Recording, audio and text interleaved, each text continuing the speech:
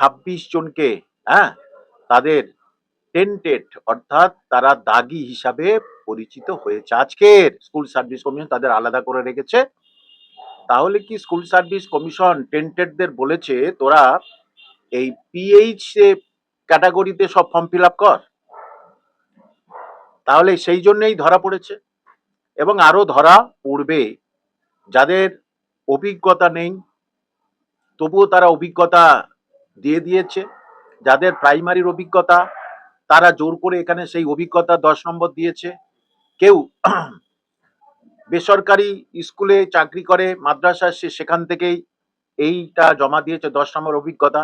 এগুলো সব আস্তে আস্তে কাটা যাবে এবং যে ইডব্লিউএস নির্দিষ্ট সময়ের মধ্যে ইডব্লিউএস সার্টিফিকেট জমা দিতে পারেনি, অথচ সে বিভিন্নভাবে কোথা থেকে ইডব্লিউএস সার্টিফিকেট তৈরি করে এনেছে বা কিনে এনেছে, সুতরাং সেগুলোই কিন্তু ধরা পড়েছে। 26 জন আপাতত এই 2-3 দিনের মধ্যে মাত্র দেখুন, মাত্র 26 জনা। তাহলে এখনো সব সাবজেক্ট হলে কত হয়ে যাবে? 600 জন।